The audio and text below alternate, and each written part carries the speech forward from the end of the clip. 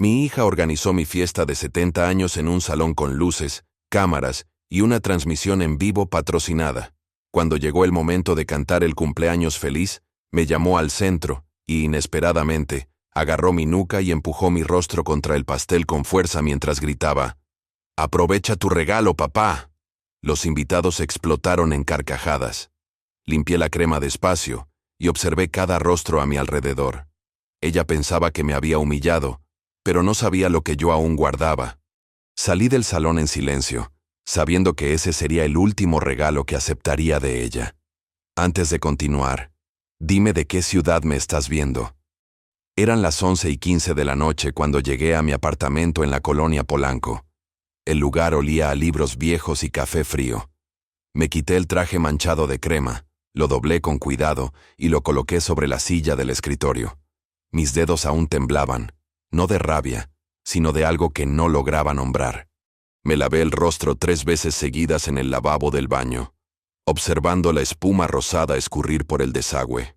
El agua estaba helada, pero no me importó. Necesitaba sentir algo diferente a ese ardor silencioso que subía del pecho. Me senté frente al escritorio donde guardaba los documentos de la constructora Rojas. Pasé los dedos por las carpetas organizadas en orden alfabético, cada una representando décadas de trabajo. Edificios levantados ladrillo por ladrillo, contratos firmados con manos curtidas. Había fundado esa empresa a los 28 años, cuando aún usaba casco sucio de cemento y dibujaba planos a mano. Mi esposa Silvia me acompañó en cada licitación, en cada madrugada revisando presupuestos. Cuando ella murió, hace 15 años, juré que todo aquello sería el futuro de nuestra hija. Pero ahora, mirando esos papeles, me preguntaba si había confundido herencia con merecimiento. Mi hija creció entre obras en construcción y oficinas con aire acondicionado. Nunca necesitó cargar sacos de cemento, nunca durmió preocupada por nóminas atrasadas. Le di todo lo que yo no tuve: universidad privada, viajes, apartamento propio a los 25 años. Pensé que estaba construyendo su futuro, pero tal vez solo pavimenté su desprecio. Hoy es conocida en las redes sociales, vende productos que nunca usó, sonríe para cámaras que nunca apaga. Y yo me convertí en apenas un detalle, un escenario envejecido en sus transmisiones en vivo. Tomé mi celular y releí el último mensaje que había enviado 3 días antes de la fiesta. «Papá, voy a hacer un live en tu cumpleaños. Va a ser increíble, confía en mí». Confié. Siempre confié. Pero esa noche, cuando la crema del pastel escurrió por mis ojos y escuché las risas resonando por el salón, entendí que confianza sin dignidad es solo ingenuidad. Apagué el teléfono, abrí el cajón inferior del escritorio y saqué el sobre sellado que guardaba desde el año pasado. Dentro estaban documentos que ella desconocía, papeles que cambiarían todo. No dije una palabra en voz alta. Solo los coloqué sobre la mesa y esperé el amanecer. Las cosas no habían comenzado esa noche. La humillación del pastel fue apenas el punto más visible de algo que venía creciendo hace años, como grietas silenciosas en los cimientos de un edificio. Mi hija siempre tuvo 2 empleos, uno en la oficina de la constructora Rojas, donde ocupaba el cargo de directora de Relaciones Públicas que yo creé especialmente para ella, y otro frente a las cámaras, intentando convertirse en una influencer reconocida. El problema es que no era buena en ninguno de los dos. En las reuniones con clientes, llegaba tarde, distraída con el celular, respondiendo comentarios de seguidores mientras ingenieros esperaban sus decisiones. Más de una vez tuve que pedir disculpas por ella. 3 meses antes de la fiesta, exigió un ascenso. Quería ser vicepresidenta ejecutiva, tener su nombre en las placas de las obras, firmar contratos importantes. «Papá, necesito credibilidad. Mis seguidores tienen que verme como una empresaria de verdad». Credibilidad. Ella quería credibilidad sin haber leído nunca un proyecto completo, sin conocer la diferencia entre concreto armado y mampostería estructural. Me negué. Expliqué con paciencia que los cargos se conquistan con trabajo, no con apariencias. Salió dando un portazo. 2 días después publicó un video llorando sobre Padres que no creen en los sueños de sus hijas. 500,000 visualizaciones. Semanas después, me llamó pidiéndome que no apareciera en la inauguración del residencial Puerta del Sol, un conjunto habitacional que tardó 2 años en completarse. Es que vienen influencers importantes, papá. Necesito que esto se vea juvenil, aspiracional. Aspiracional. Ella quería borrar al hombre que diseñó cada detalle de ese proyecto para que el edificio pareciera más moderno en las fotos. Acepté quedarme en casa, tragando la humillación mientras veía por la pantalla del celular cómo cortaba la cinta inaugural usando un vestido de 3,000 pesos, sonriendo como si esas paredes hubieran sido levantadas por sus manos perfectamente arregladas. Comencé a percibir el patrón. En la oficina pasaba horas grabando stories dentro de la sala que debería ser de reuniones, transformando el espacio en escenario para videos de motivación empresarial. Los empleados se quejaban del ruido, de las interrupciones constantes, de las luces de ring light ocupando enchufes que necesitábamos para equipos. Cuando le llamé la atención, puso los ojos en blanco. Papá, tú no entiendes el marketing digital. Esto genera valor para la marca. Valor.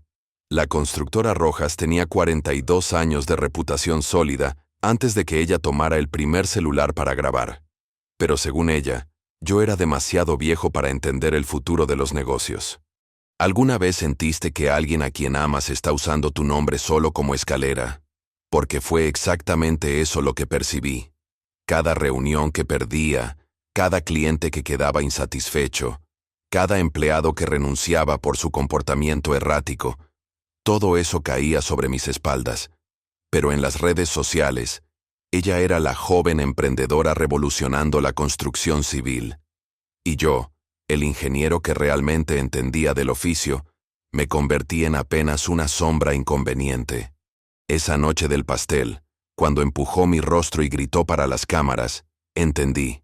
Para ella, nunca fui padre. Siempre fui solo contenido. Y esa claridad dolorosa fue lo que me dio fuerzas para actuar. La mañana siguiente a la fiesta, el video ya había superado los 2 millones de visualizaciones. Desperté con 37 mensajes en el celular, la mayoría de personas que no veía hace años, preguntando si estaba bien. Abrí la aplicación y lo vi por primera vez. Veía mi propio rostro siendo empujado contra el pastel en cámara lenta, con efectos de sonido agregados, subtítulos en inglés, emojis de risa flotando por la pantalla. Los comentarios eran una mezcla extraña de indignación y burla.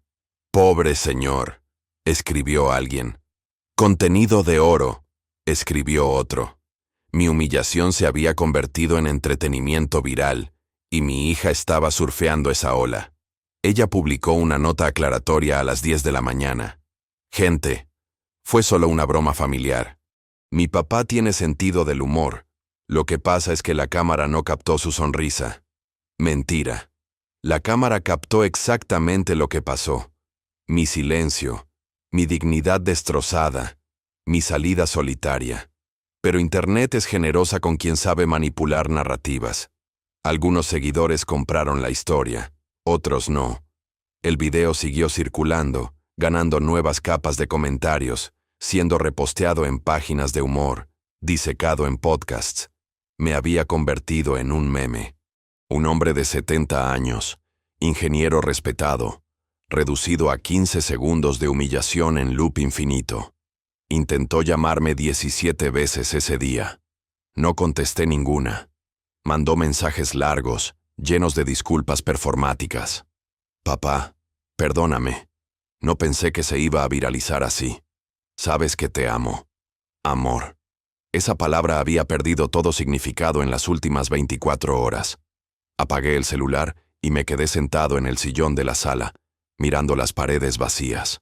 La casa estaba demasiado silenciosa. Ya no había nadie para atestiguar lo que sentía, nadie para decir que no estaba exagerando, que mi dolor era real. Silvia habría sabido qué hacer, pero Silvia se fue hace 15 años, y yo estaba solo. Fue en ese silencio que percibí algo. Había pasado 15 años intentando ser padre y madre al mismo tiempo, y en el proceso me convertí en ninguno de los dos. Lo había dado todo, pero no enseñé nada. Construí un imperio de concreto, Pero crié una hija de cartón. Ella aprendió a sonreír para cámaras, no a respetar personas. Aprendió a contar seguidores, no a honrar compromisos. Y yo, con mi generosidad ciega, financié cada paso de esa transformación. Compré el apartamento donde grababa sus videos. Pagué las cuentas mientras ella construía su marca. Firmé documentos sin leer porque confiaba. Confianza. Esa palabra ahora sonaba como sinónimo de cobardía. Al tercer día después de la fiesta, algo cambió. Recibí una llamada de Gonzalo Medina, un antiguo cliente de la constructora. Don Julio, vi el video. Quiero que sepa que tengo el mayor respeto por usted. Lo que su hija hizo fue inaceptable. Agradecí, pero cuando colgué, la rabia finalmente llegó. No la rabia explosiva, sino la fría, la que quema despacio y no se apaga. ¿Por qué necesitaba recibir condolencias como si hubiera sufrido una tragedia? ¿Por qué extraños sentían lástima por mí? La respuesta era simple, porque yo lo había permitido. Durante años, tragué pequeñas humillaciones, acepté faltas de respeto disfrazar de bromas, perdoné ofensas en nombre del amor paternal. Y ahora el mundo entero sabía que don Julio Rojas era un hombre débil. Pero yo no era débil. Había construido edificios que resistieron terremotos. Había enfrentado crisis económicas, licitaciones perdidas, competidores desleales. Sobreviví a la muerte de la mujer que amaba y seguí trabajando al día siguiente porque 40 empleados dependían de mí. Fuerza tenía. Lo que faltaba era claridad. Y en ese momento, con el teléfono aún caliente en la mano después de la llamada de Gonzalo, la claridad finalmente llegó. No iba a esperar más a que mi hija cambiara. No iba a suplicar más por respeto. Iba a reconquistar el control de mi propia vida.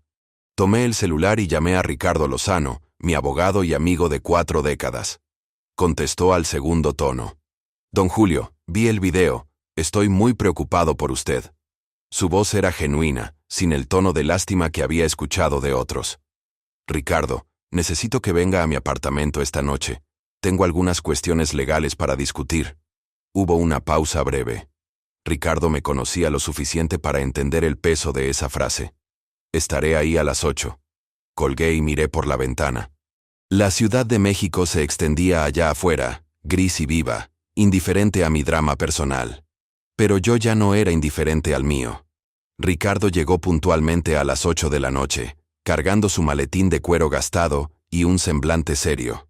Nos conocíamos desde los años 80, cuando él era recién graduado, y yo necesitaba a alguien para revisar contratos de obra. Envejeció a mi lado, vio crecer mi empresa, estuvo en el funeral de Silvia, fue padrino de bautizo de Valeria. Si había alguien que entendía el peso de lo que estaba a punto de hacer, era él. Nos sentamos en la sala sin ceremonias. ¿Estás bien, Julio? Negué con la cabeza. No, pero voy a estarlo. Él esperó en silencio, esperando que continuara. Respiré profundo y comencé. Ricardo, necesito saber cuáles son mis derechos como fundador de la constructora Rojas. Quiero entender exactamente qué puede y qué no puede hacer mi hija con las acciones de la empresa. Quiero revisar cada documento que firmé en los últimos 5 años. Y quiero saber si es posible modificar mi testamento. Él no pareció sorprendido. Abrió el maletín, sacó un bloc de notas y comenzó a escribir. Esto va a tomar tiempo, Julio. Y va a ser doloroso. Lo miré directamente a los ojos. ¿Más doloroso que ver mi cara siendo enterrada en un pastel frente a 2 millones de personas? Él no respondió. Solo siguió escribiendo. Pasamos 3 horas revisando documentos. Ricardo hizo preguntas difíciles. Anotó detalles que había olvidado. Dibujó organigramas para visualizar la estructura societaria de la empresa. Cuanto más hablábamos, más percibía el tamaño del problema. Mi hija tenía más poder legal del que imaginaba. Tenía poder notarial para mover cuentas, autorización para firmar contratos en mi nombre. Estaba registrada como copropietaria de 2 inmuebles comerciales. Todo esto lo había dado voluntariamente, creyendo que estaba preparando una transición suave. Ahora entendía que solo había cavado mi propia irrelevancia. Cuando Ricardo finalmente cerró el maletín, ya pasaba de medianoche. Voy a necesitar unos días para preparar un plan completo. Pero necesito que esté seguro de esto, Julio. No dudé. Estoy seguro. Ricardo volvió el viernes siguiente con una pila de documentos y un plan detallado. Se sentó a la mesa de la cocina y abrió una carpeta azul, organizada con divisiones de colores. Julio, revisé todo. La situación es complicada, pero no irreversible. Hablaba despacio, eligiendo cada palabra con cuidado de cirujano. Señaló la primera sección. El poder notarial que le diste a Valeria es demasiado amplio. Ella puede mover cuentas, firmar contratos, hasta vender inmuebles sin tu aprobación previa. Sentí el estómago apretarse. ¿Cómo fui tan descuidado? Ricardo suspiró. Confiaste. Eso no es descuido, es amor mal dirigido. Pasó a la segunda sección, donde había copias de contratos societarios. La buena noticia es que todavía tienes 65% de las acciones de la constructora Rojas. Valeria tiene 30%, y el 5% restante está distribuido entre 2 inversionistas minoritarios. Hice los cálculos mentalmente. Entonces aún tengo control mayoritario. Ricardo asintió. Sí, pero hay una cláusula en los estatutos sociales que dice que las decisiones estratégicas necesitan aprobación del 75% de los accionistas. Eso significa que, en la práctica, ella puede bloquear cualquier cosa importante. Cerré los ojos. Yo mismo había redactado esa cláusula años atrás, pensando en proteger la empresa de inversionistas hostiles. Nunca imaginé que sería usada contra mí. La tercera sección trataba del testamento.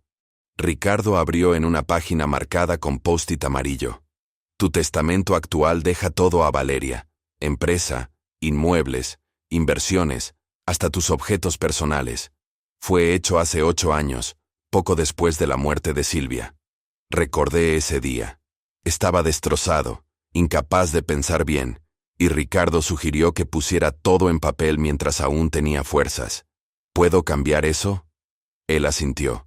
Puedes, pero necesitas ser específico sobre lo que quieres.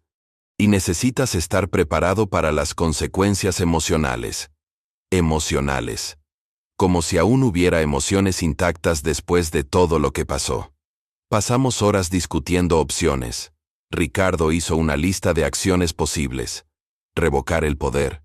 Convocar asamblea extraordinaria para modificar los estatutos sociales. Reescribir el testamento. Hasta demandar a Valeria por uso indebido de imagen. ¿Demandar a mi propia hija? La idea sonaba absurda. Julio, ella lucró con ese video.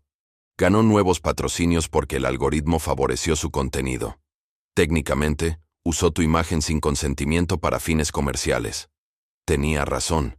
Pero había una diferencia entre estar en lo correcto legalmente y estar en lo correcto moralmente. Aún así, anoté la posibilidad. No iba a descartar nada. Al final de la tarde, teníamos un plan dividido en 3 fases. Primera, reunir pruebas documentales de todas las transacciones sospechosas que Valeria había hecho en mi nombre en los últimos 2 años. Segunda, revocar formalmente el poder notarial y notificarla a través de notaría. Tercera, convocar asamblea de accionistas para proponer cambios en los estatutos, retomando el control total de las decisiones estratégicas. ¿Y el testamento?, pregunté. Ricardo cerró la carpeta. Vamos a dejarlo para el final. Primero, protegemos lo que es tuyo. Después, decidimos el destino de eso. Estuve de acuerdo. Era una estrategia sensata, pero en el fondo, ya sabía cómo terminaría el testamento. El lunes, comencé la primera fase. Llamé a Berenice, la contadora de la empresa hace 23 años. Era meticulosa, leal, y conocía cada centavo que entraba o salía de la constructora Rojas. Berenice, necesito un favor delicado. Me expliqué lo que necesitaba. Reporte completo de todas las transacciones autorizadas por Valeria en los últimos 24 meses, incluyendo transferencias, pagos a proveedores y retiros de cuenta corriente. Don Julio, eso va a tomar algunos días. Y va a ser revelador. Su tono me dijo todo lo que necesitaba saber. ¿Cuánto tiempo necesitas? Ella pausó. Una semana. Era tiempo suficiente. Mientras esperaba el reporte, comencé la segunda fase. Ricardo redactó la revocación del poder notarial en lenguaje jurídico impecable. Lo leí 3 veces antes de firmar. Cada palabra era una puerta cerrándose, cada párrafo un vínculo siendo cortado. Cuando terminé de firmar, miré a Ricardo. Cuando sepa esto, va a explotar. Él guardó el documento en un sobre sellado. Sí. Por eso vamos a notificarla oficialmente, por notaría, con testigos. Nada de WhatsApp, nada de conversación personal. Todo registrado. Era frío, formal, distante. Exactamente lo opuesto a cómo había tratado a mi hija toda la vida. Pero tal vez era exactamente eso lo que necesitaba. Límites claros. Al día siguiente, el oficial de justicia entregó la notificación en el apartamento de Valeria. Eran las 10:30 de la mañana. Ricardo me llamó a las 11. Fue entregada. Ella firmó el recibo. Me quedé sentado en silencio, imaginando la escena. Valeria abriendo el sobre, leyendo las palabras técnicas, dándose cuenta de lo que eso significaba. Su primera reacción sería incredulidad. Después, rabia. Y finalmente, desesperación financiera. Porque sin el poder, ya no podría mover las cuentas de la empresa. No podría pagar sus cuentas personales con dinero corporativo. No podría seguir fingiendo que era dueña de algo que solo presté temporalmente. Me llamó 20 minutos después. Dejé sonar hasta que cayó al buzón de voz. Llamó nuevamente. Y otra vez. Y otra vez. En el 5.º intento, contesté. ¿Qué significa esto, papá?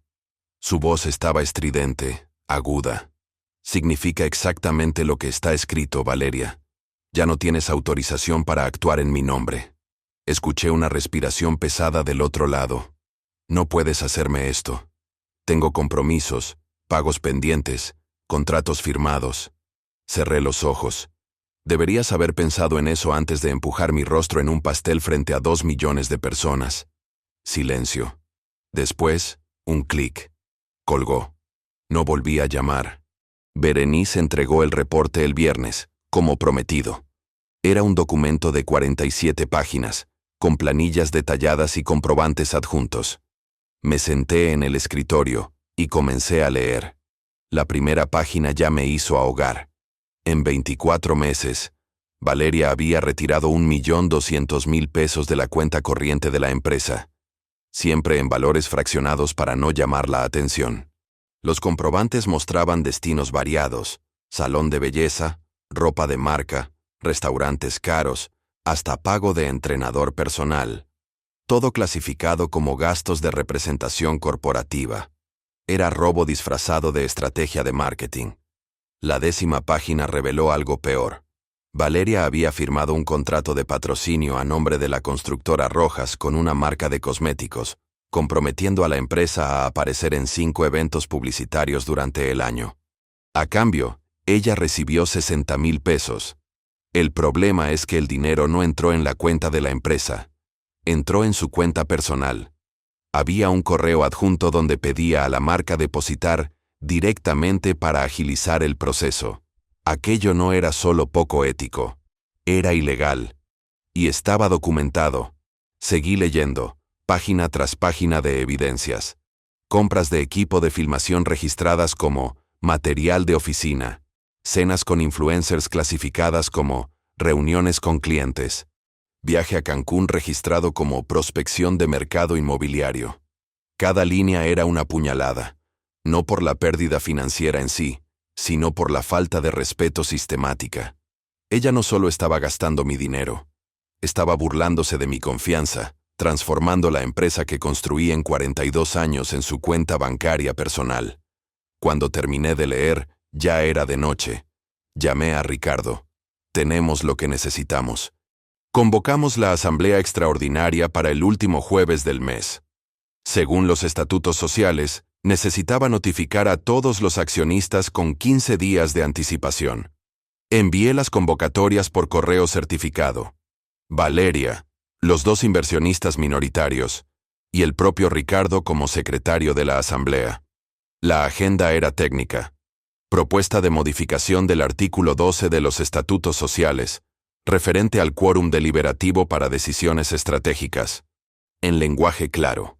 Iba a remover la necesidad del 75% de aprobación y volver a mayoría simple. Con mi 65%, eso me daría control absoluto nuevamente. Valeria respondió al correo en 15 minutos. Esto es una persecución. Voy a pelear esto con todo lo que tengo.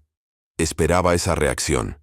Ricardo ya me había advertido que probablemente traería abogados, intentaría posponer la asamblea, tal vez hasta cuestionara mi capacidad mental para tomar decisiones.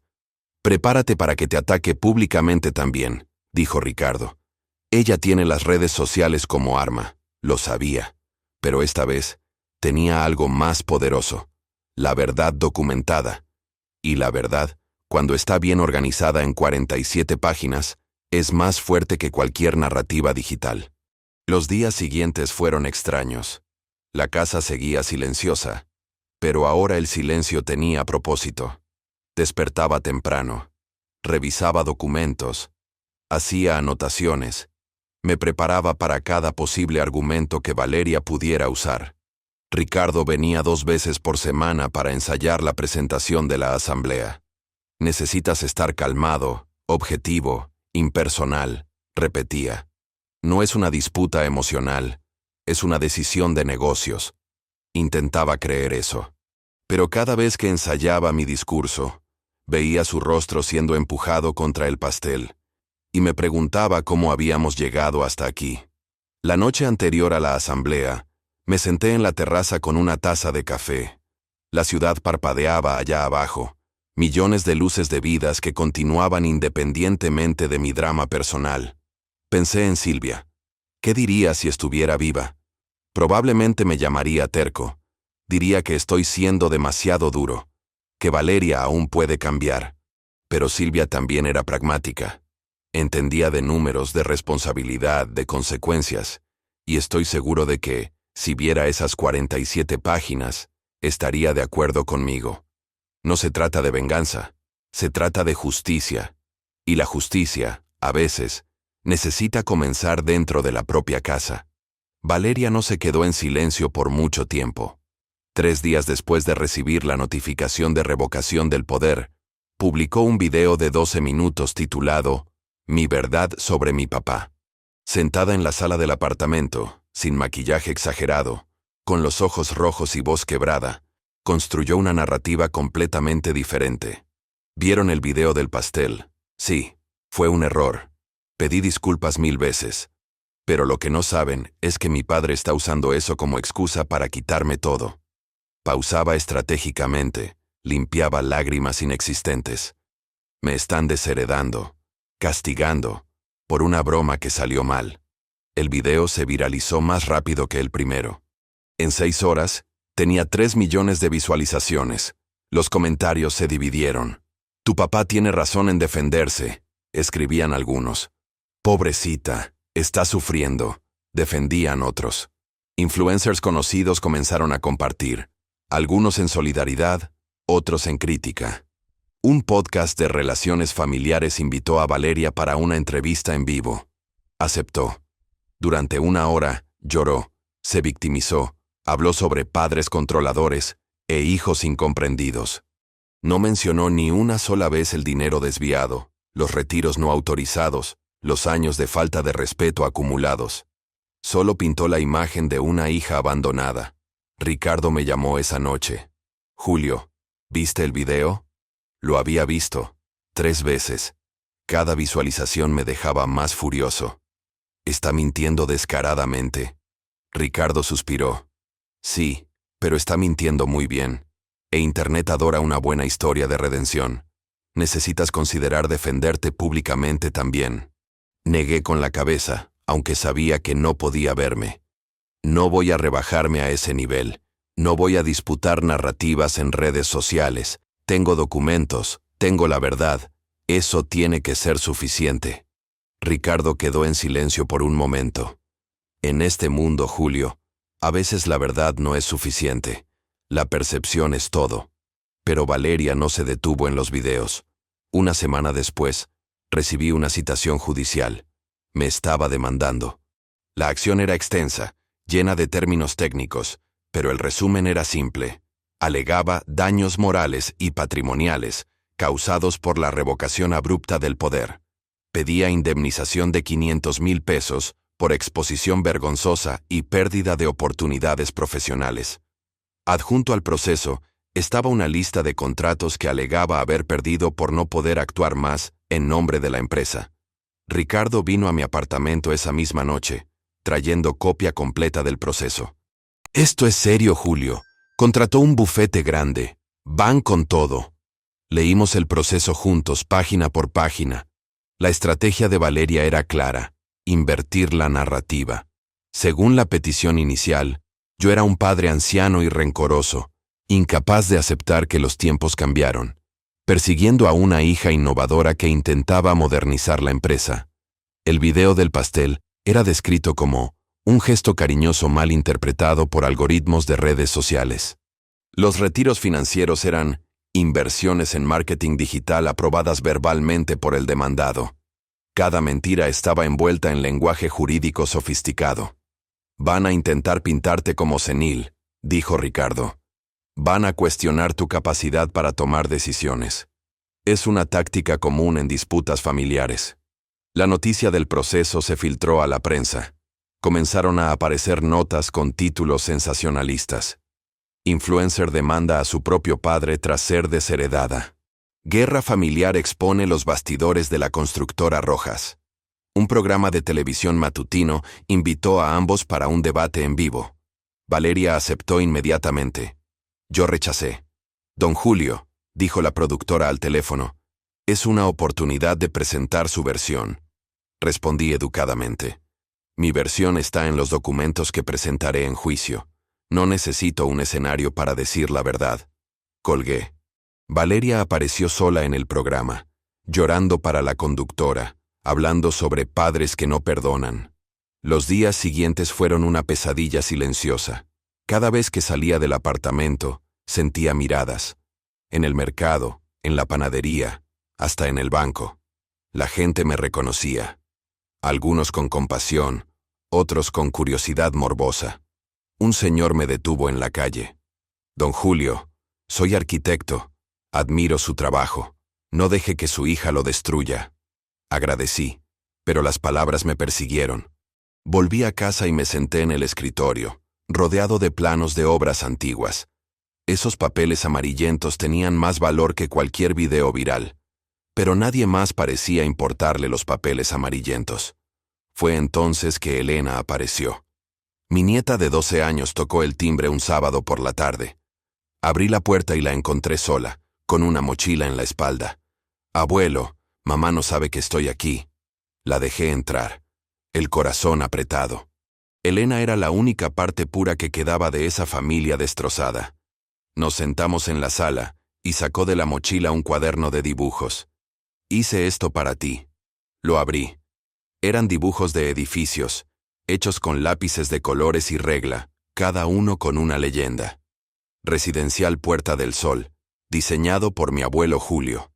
Había dibujado mi vida en trazos infantiles. «Elena, ¿quién te contó sobre estos edificios?». Me miró con esos ojos que recordaban tanto a su abuela. «Tú, abuelo. Cada vez que paseábamos, señalabas y decías, ese lo construí yo». Y memoricé todos. Sentí un nudo en la garganta. En medio de toda esa guerra, había alguien prestando atención. Alguien que valoraba lo que realmente importaba. «¿Por qué tu mamá no sabe que estás aquí?». Elena bajó los ojos. «Porque dijo que eres una persona mala, que le estás quitando todo». «Pero no te creo, abuelo. Nunca fuiste malo». Tomé su mano.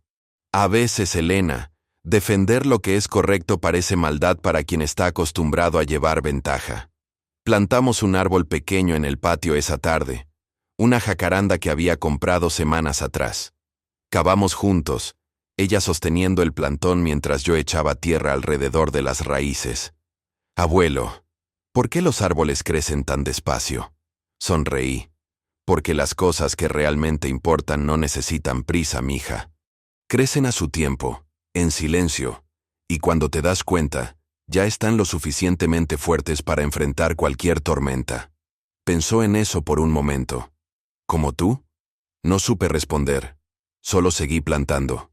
Ese momento simple, con las manos sucias de tierra, valió más que cualquier audiencia judicial. Cuando la dejé en la puerta de su apartamento al final de la tarde, Valeria estaba esperando.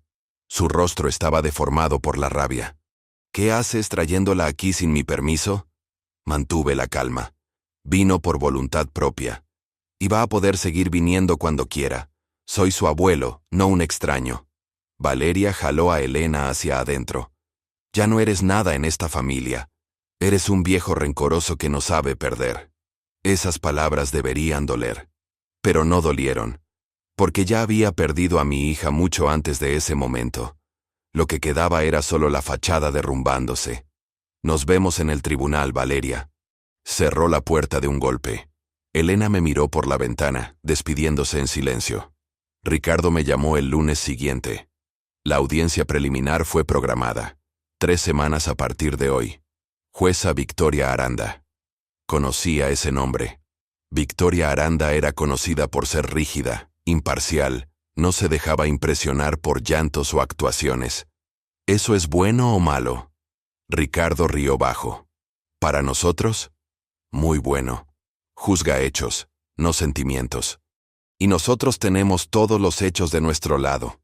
Pasé esas 3 semanas preparándome, revisando documentos, organizando evidencias, ensayando con Ricardo. Cada noche, abría el cuaderno de dibujos de Elena y recordaba por qué estaba haciendo aquello.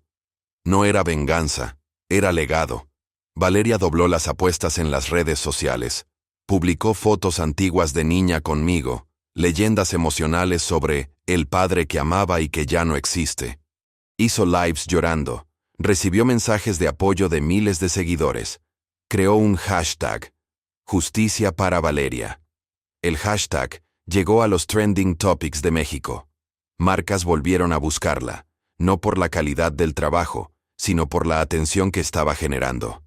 Estaba transformando nuestro conflicto familiar en campaña publicitaria.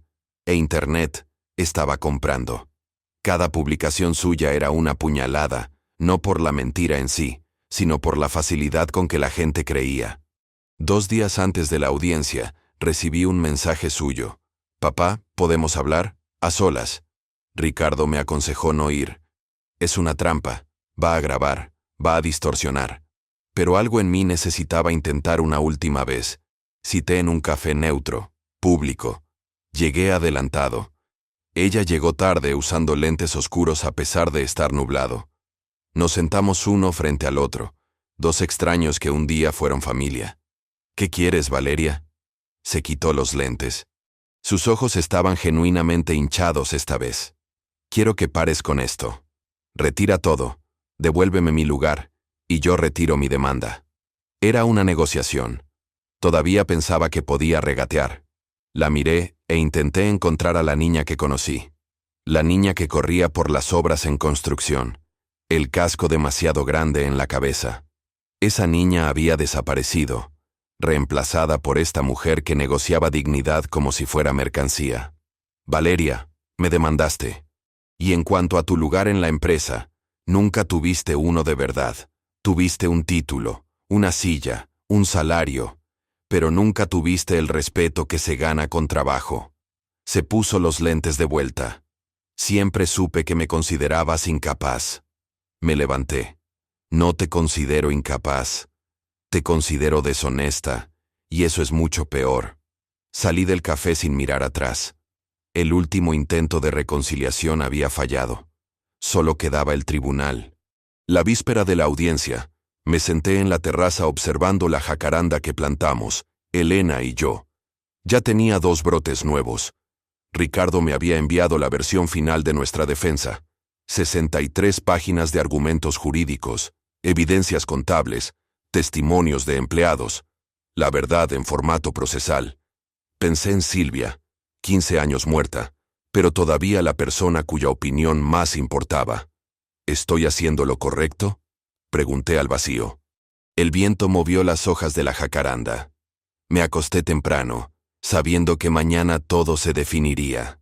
La guerra silenciosa finalmente tendría su veredicto. Y estaría allí, de pie, enfrentando a mi hija mientras la justicia decidía quién tenía razón. Llegué al tribunal a las 8:30 de la mañana, 1 hora y media antes de la audiencia. El edificio era de los antiguos, con columnas de piedra y piso de mármol que resonaba con cada paso. Ricardo ya estaba esperando en la puerta sosteniendo 2 carpetas gruesas. ¿Dormiste bien? Mentí con la cabeza. No había dormido casi nada, pero no por nerviosismo, por claridad. Por primera vez en meses, sabía exactamente dónde estaba y hacia dónde iba. Entramos juntos, pasamos por seguridad, subimos al tercer piso. La sala de audiencias aún estaba vacía, las sillas alineadas, la bandera de México colgada detrás de la mesa de la jueza. Valeria llegó a las 9:45, 15 minutos antes del inicio. Venía acompañada de Javier Montero y 2 asesores más que no conocía. Usaba vestido azul discreto, cabello recogido, maquillaje ligero. La versión corporativa de ella, construida para impresionar. Nuestros ojos se cruzaron brevemente. No vi rabia, solo cálculo.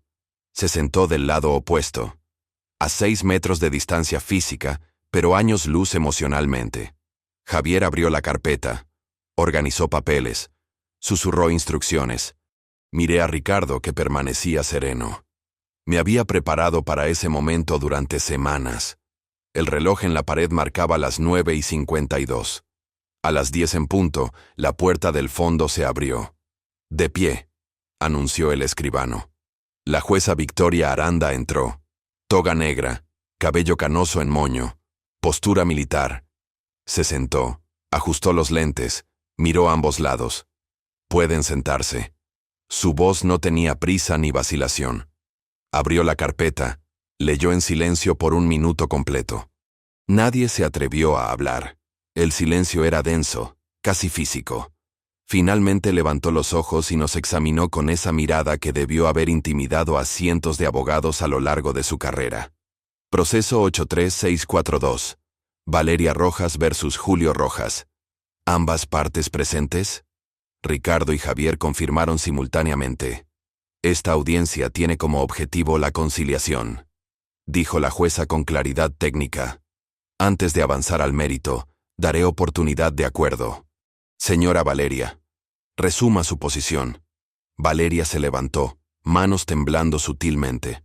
Señora jueza, mi padre revocó mi poder de manera abrupta sin aviso. Perdí contratos, credibilidad profesional. Sufrí daños morales y patrimoniales graves. Se sentó rápidamente. La jueza anotó sin expresar opinión. Señor Julio. Me levanté. Di poder por confianza paternal. Descubrí abusos sistemáticos, retiros irregulares, gastos personales como corporativos. La revocación fue legal y necesaria. Me senté. La jueza anotó. Valeria me fulminó con los ojos. Javier Montero se levantó solicitando permiso para presentar pruebas. La jueza asintió. Distribuyó capturas de redes sociales. Señora jueza, mi cliente sufrió ataques masivos en línea, comentarios ofensivos, amenazas, cancelaciones. Daño moral evidente. La jueza examinó los papeles metódicamente. Señor Javier, ¿quién grabó y publicó el video que originó esos comentarios?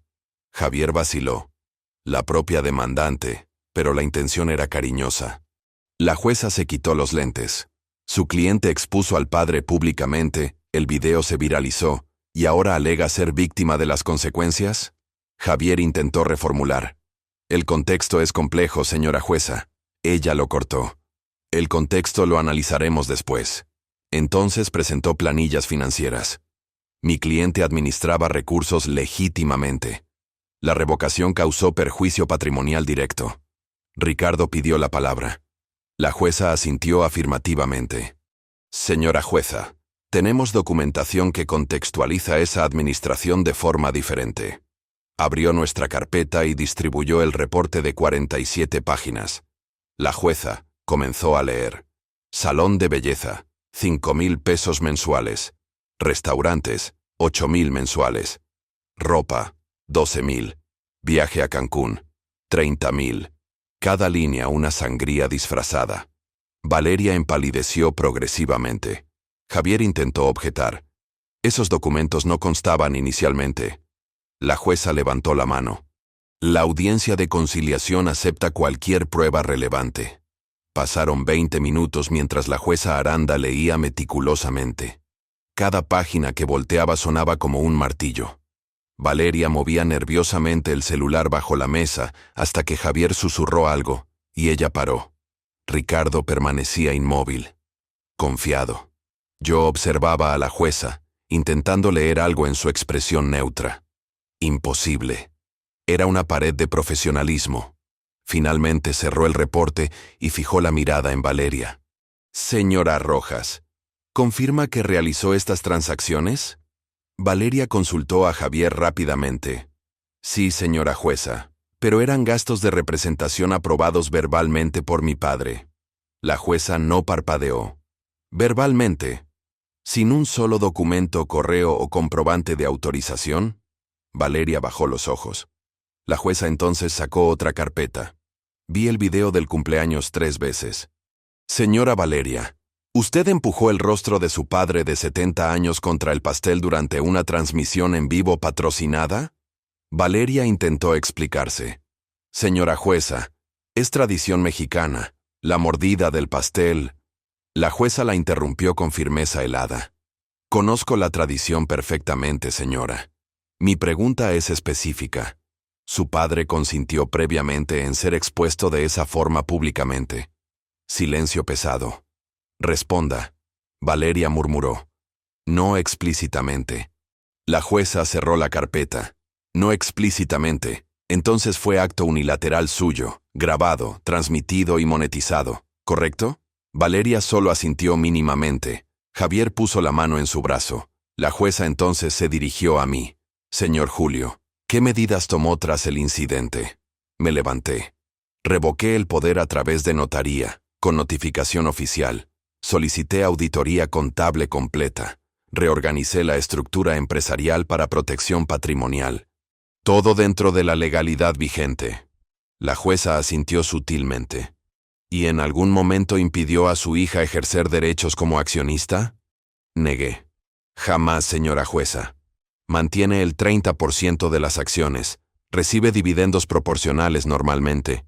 Solo ya no puede actuar en mi nombre sin autorización expresa y documentada. La jueza anotó. Medidas proporcionales y razonables.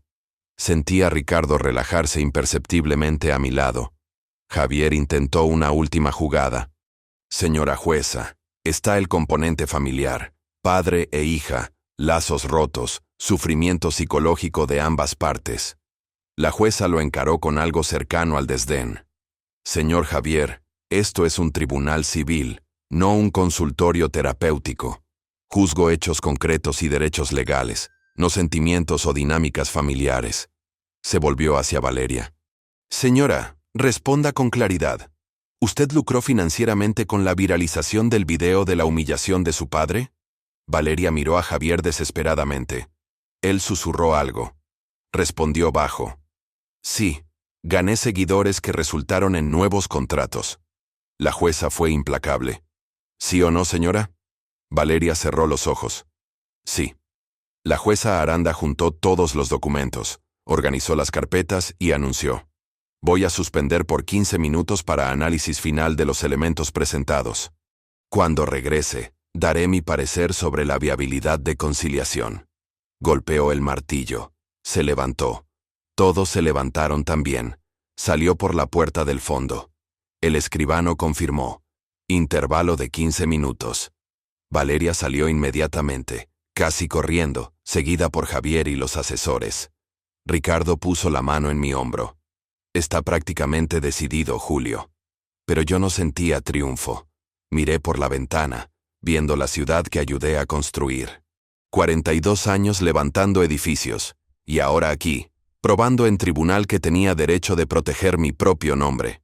Los 15 minutos parecieron 15 horas. Ricardo revisaba notas con calma. Yo solo observaba el reloj. 11:23. 11:28. 11:32. Valeria volvió con los ojos rojos, pero sin lágrimas visibles. Javier parecía tenso. Intercambiaron susurros urgentes. 11:35. La puerta se abrió. De pie. La jueza Aranda regresó, se sentó, ajustó la toga. Miró a ambos lados con esa neutralidad profesional impenetrable. Abrió sus notas. Analizando los elementos presentados en esta audiencia preliminar, considero inviable la conciliación. Pausa. Valeria palideció. La demandante alega daños causados por acto que el demandado ejerció dentro de su derecho legal. En cuanto al video, prosiguió la jueza sin emoción, fue producido, editado y publicado por la propia demandante, quien incluso obtuvo lucro financiero directo con su viralización.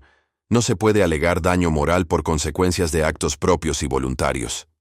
Valeria comenzó a llorar silenciosamente. La jueza no demostró compasión ni crueldad, solo continuó. En cuanto a los daños patrimoniales alegados, los documentos presentados por el demandado demuestran irregularidades graves. 1.200.000 pesos en retiros sin autorización documentada no caracterizan gestión legítima. Javier intentó hablar. La jueza lo silenció con una mirada. Aún no he terminado, señor. Retrocedió. La sentencia continuaba, cada palabra martillando el último clavo en el ataúd del proceso. Por lo tanto, concluyó la jueza Victoria Aranda con finalidad absoluta, declaro frustrada la tentativa de conciliación. El proceso continuará para fase probatoria. Sin embargo, ya registro que los elementos presentados por la demandante son insuficientes para sustentar sus alegaciones. Más aún, hay indicios de mala fe procesal. Miró directamente a Javier. Abogados, sugiero fuertemente que reevalúen el mantenimiento de esta acción. Litigio infundado puede resultar en sanciones. Javier asintió rápidamente. Entendido, señora jueza. Victoria Aranda golpeó el martillo. Próxima audiencia en 45 días. Quedan citados. Se levantó y salió. El silencio que quedó era pesado, denso. Valeria lloraba abiertamente. Javier intentaba consolarla, pero sus palabras eran vacías. Salimos del tribunal al 12:10. El sol estaba fuerte, demasiado caliente para octubre. Ricardo estaba visiblemente aliviado. Terminó, Julio. Van a desistir del proceso. Ningún abogado sensato continúa después de un dictamen así. Quería creer, pero solo asentí. Miré atrás. Valeria salía apoyada en Javier, tambaleante. Nuestros ojos se encontraron una última vez a través del vestíbulo concurrido. Vi allí no más a la influencer arrogante, ni a la empresaria fingida. Solo una mujer quebrada que finalmente entendió que las acciones tienen consecuencias. No sentí lástima. No sentí rabia. Sentí solo un vacío inmenso donde antes habitaba algo llamado familia. Me di vuelta y caminé hacia el auto. La guerra aún no había terminado oficialmente, pero sabía que había ganado la única batalla que realmente importaba. Ricardo entró al auto a mi lado y manejamos en silencio por las calles de la Ciudad de México. Pasamos por edificios que construí, avenidas que ayudé a pavimentar, conjuntos residenciales que diseñé. Cada estructura era una marca permanente en la ciudad. Valeria había intentado construir su vida sobre likes y visualizaciones, cosas que desaparecían con un algoritmo. Yo construí sobre concreto y acero, y en ese tribunal quedó claro cuál de los dos cimientos era más sólido. La verdad documentada en 47 páginas venció a la narrativa digital en 12 minutos de video. Justicia, finalmente, había sido hecha. 2 semanas después de la audiencia, Ricardo me llamó con la noticia que esperaba. Julio, el abogado de Valeria presentó petición de desistimiento. El proceso está cerrado. No sentí alivio, solo confirmación. Valeria había entendido que continuar sería solo acumular derrotas públicas. ¿Y qué hay de la devolución del dinero desviado? Ricardo pausó. Voy a enviar notificación formal hoy. Tiene 30 días para presentar propuesta de pago fraccionado o depositar el valor integral. Colgué y miré por la ventana. La jacaranda que planté con Elena estaba más grande, más fuerte. Algunas cosas crecían en silencio mientras otras se derrumbaban con estruendo. Valeria estaba en el segundo grupo. En las semanas siguientes, seguí de lejos el colapso de la vida digital de mi hija. Sus seguidores comenzaron a caer vertiginosamente. De 800,000 a 600,000. Después a 400,000. Las marcas que habían vuelto tras su victimización pública, ahora se alejaban definitivamente. Nadie quería asociar su imagen con alguien que demandó al propio padre y perdió públicamente. Los comentarios en sus publicaciones cambiaron de tono. ¿Devolviste el dinero que robaste? El karma es real. Tu padre tenía razón. Dejó de publicar por 10 días. Cuando volvió, era con anuncios de productos baratos, desesperados. La caída era evidente, pública e irreversible. El apartamento lujoso que había comprado para ella fue puesto en venta. Vi el anuncio en línea por casualidad, mientras buscaba inmuebles para la constructora. Reconocí inmediatamente la sala donde grababa tantos videos, el sofá beige, las plantas artificiales estratégicamente posicionadas. El precio estaba por debajo del mercado, señal de urgencia financiera. Ricardo confirmó mis sospechas. Necesita levantar dinero rápidamente. Los contratos se acabaron, ya no tiene ingreso fijo de la empresa, y las deudas están acumulándose. No sentí lástima. Sentí solo que la matemática de la vida finalmente se estaba equilibrando. Quien vive de apariencias muere cuando el escenario se apaga. Supe por terceros que Valeria intentó volver a la oficina de la constructora Rojas. Berenice, la contadora, me llamó incómoda. Don Julio. Su hija apareció hoy pidiendo hablar con los empleados. Dijo que hubo un malentendido, que aún es accionista. Pedí a Berenice que registrara todo. Es accionista con 30%, eso es verdad. Pero no tiene cargo ejecutivo, no tiene función operativa, no tiene autorización para entrar a la oficina sin cita previa. Si vuelve, llame a seguridad. Berenice estuvo de acuerdo. Valeria no volvió. Pero el intento mostraba el nivel de desesperación. Estaba perdiendo no solo dinero y seguidores, sino identidad. Un mes después del cierre del proceso, recibí una propuesta formal de pago fraccionado a través de su abogado. Valeria se comprometía a devolver 1,200,000 pesos en 60 cuotas mensuales de 20,000 pesos. Hice las cuentas. 5 años para recuperar lo que era mío. Ricardo lo consideró razonable. Es lo máximo que puede pagar en este momento, Julio. Si rechazas, tendrás que ejecutar la deuda judicialmente, lo que puede tardar aún más. Acepté, pero con una condición adicional. Quiero que cada comprobante de pago venga acompañado de extracto bancario suyo, probando que el dinero salió de su cuenta personal. Nada de favores de terceros. Ricardo redactó el anexo. Valeria firmó sin objeción. La vida social de Valeria también se derrumbó. Las amigas influencers que aparecían en sus videos desaparecieron. Los eventos que frecuentaba dejaron de enviar invitaciones. Vi fotos antiguas siendo borradas de perfiles de marcas, como si intentaran borrar cualquier asociación con ella. Una excompañera de universidad comentó en un grupo que Valeria había intentado retomar contacto, pero nadie respondía. Quemó todos los puentes, escribió alguien. El mundo digital es implacable con quien cae. No hay segunda oportunidad cuando tu caída se vuelve entretenimiento. Valeria descubrió eso de la manera más cruel posible. La misma Internet que la elevó ahora la enterraba, publicación por publicación, comentario por comentario. Elena me visitó un sábado y mencionó a su madre por primera vez en semanas. Abuelo, mamá está diferente, más callada, triste. No supe qué responder. Parte de mí quería decir que lo merecía, que cosechó exactamente lo que sembró. Pero era mi nieta, no una jueza. Elena, tu mamá está aprendiendo que las acciones tienen consecuencias. Es una lección difícil, pero necesaria. Elena asintió, pero vi lágrimas en sus ojos. Pero sigue siendo mi mamá. Abracé a mi nieta. Y tú sigues siendo mi nieta. Nada de esto cambia. Ese abrazo me recordó que, a pesar de todo, aún había algo puro en esa familia. Elena era la esperanza. 3 meses después de la audiencia, encontré a Valeria por casualidad en el supermercado. Estaba en el pasillo de productos de limpieza, sin maquillaje, cabello recogido descuidadamente. usando ropa simple que nunca publicaría en redes sociales. Nuestros ojos se encontraron. Se congeló. Pensé en desviarme, en fingir que no la vi. Pero algo me hizo detenerme. La observé por 3 segundos. Vi ya no a la influencer arrogante, sino a una mujer de 42 años cargando el peso de elecciones equivocadas. No dije nada. Solo hice un gesto leve con la cabeza y seguí caminando. Escuché un sollozo ahogado detrás de mí, pero no me di vuelta. Algunos puentes, una vez quemados, no tienen reconstrucción posible. Y estaba en paz con eso. Pasaron 6 meses desde esa mañana en el tribunal.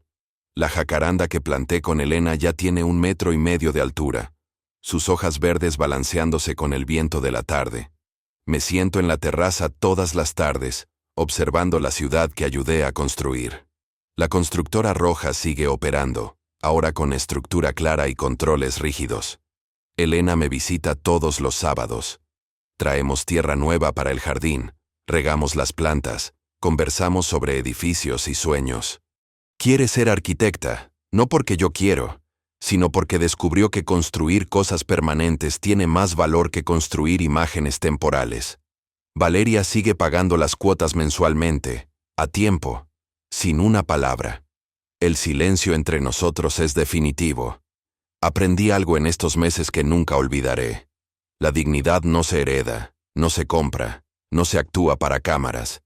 La dignidad se conquista todos los días, en decisiones silenciosas, en límites respetados, en verdades defendidas aunque duelan.